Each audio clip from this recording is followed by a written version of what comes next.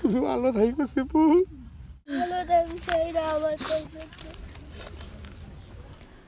আসসালামু আলাইকুম, সবাই কেমন আছেন? আশা করছি ভালো আছেন। আল্লাহর অশেষ রহমতে আমরা ভালো আছি, কিন্তু মনটা আসলে ভালো না। এটা হলো চিবুর সাথে আমার শেষ ভিডিও।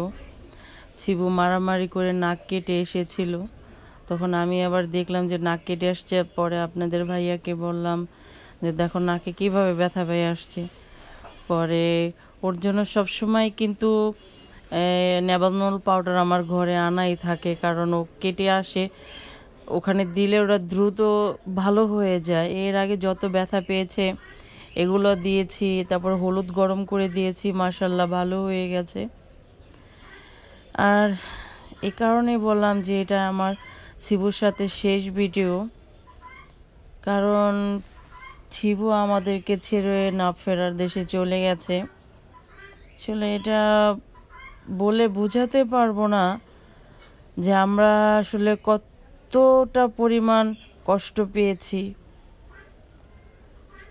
আমি এখন ভয়েস দিতে এসে ওরে যখন দেখতেছি, আমার বুঝতেছেন আপনারা যে আমার কণ্ঠটা ভারী হয়ে গেছে। তো এই শেষ ভিডিওটা বারবার দেখতেছি আর ওর কথা খুবই মনে পড়তেছে। ভিডিওর শুরুতে দেখেছেন আমার মেয়ে কীভাবে পাগলের মতো কান্না করতেছে। হলো বিগত 3-4 দিন আগ থেকে ওরে পাইতেছি না, কোথায় গেছে খোঁজাখুঁজি করতেছিলাম, পাচ্ছিলাম না। তো আপনাদের ভাইয়া 10 তারিখ, জানুয়ারির 10 তারিখে হলো শিবুকে চালে খুঁজতে উঠছে যে দেখি ওকে পাই কিনা। আমাদের 2 বাড়ির চালে নেই, আশেপাশে কোনো বাড়ির চালে নেই।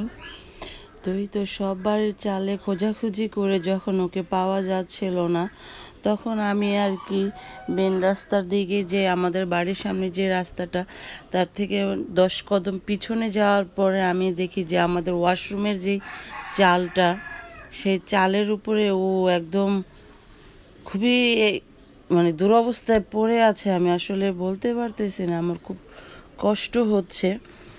পড়ে আছে। তখন আপনাদের ভাইয়াকে বললাম আমার শিবু তো আর নেই। তো আমার শিবুকে আর নেই বলাতে আমার মেয়ে যে চিৎকার দিছে, আমার হাত পা ঠান্ডা হয়ে গেছে, আমার পায়ের তলেতে মাটি সরে গেছে, মানে এরকম একটা অবস্থান হয়েছে আমাদের। তো দেখেন আমার মেয়ে কিন্তু খুবই কান্না করছে ওর জন্য। মানে ওর দুজনের যে স্মৃতি, আসলে আমি আসলে অতটা স্মৃতি ধারণ করি নাই।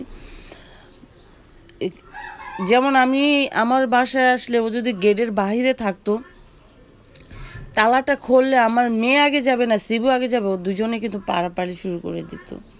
তারপর আবার রুমের তালাটা যখন খুলতাম, শিবু আগে ঢোকার চেষ্টা করতো, আবার মালিহাও আগে ঢোকার চেষ্টা করতো। এই যে দুজনের যে একদম যে দুষ্টামিটা, গুনসুটিগুলো, এগুলা আসলে বলে বোঝানোর মতো না। তা আমার মেয়ে, আমি প্রচুর কান্না করতেছি, আপনাদের ভাইয়াও কান্না করছে, কারণ শিবুরে আমরা ভাত খাওয়াইছি বা যেটাই খাওয়াইছি, আমি এটা করছি।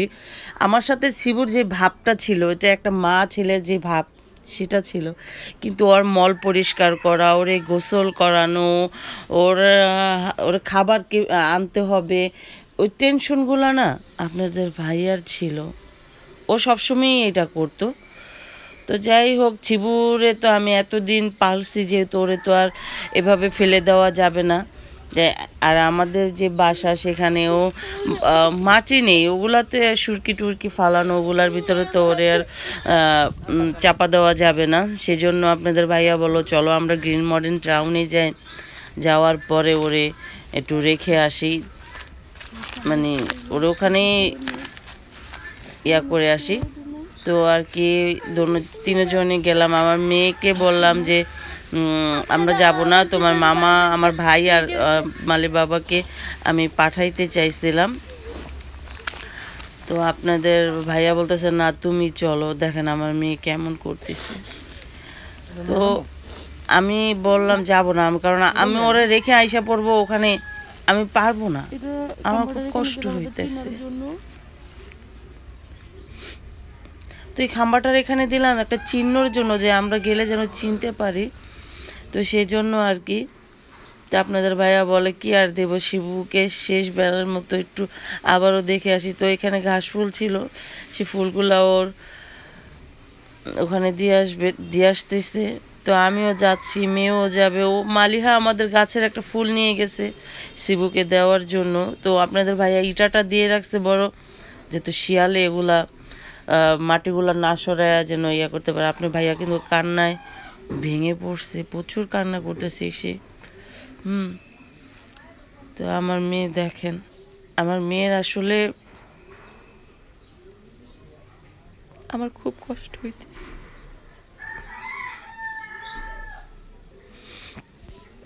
এতদিন হয়ে গেছে, তারপরও আমার খুব কষ্ট হচ্ছে।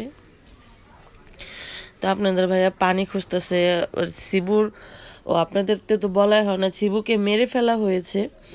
তো যেই মারছে জানি না, আল্লাহ জানে, আল্লাহর কাছে বিচার দিয়ে দিলাম, যেই কাজটা করছে তার বিচার যেন আল্লাহ করে। তো এক তোর ব্লাড বের হয়েছে মুখ দিয়া, তো সেটা আপনাদের ভাইয়ার হাতে পড়েছে। তো সেজন্য গাড়িতে ধরবে, এই জন্য পানি খুঁজতেছিল, পানি পাচ্ছিল না, তাই বালু দিয়ে হাত ধুইল। তো এখন আমরা বাসায় চলে যাব। তো এই হলো আমার শিবুর গল্প। সবাই ভালো থাকবেন, আল্লাহ।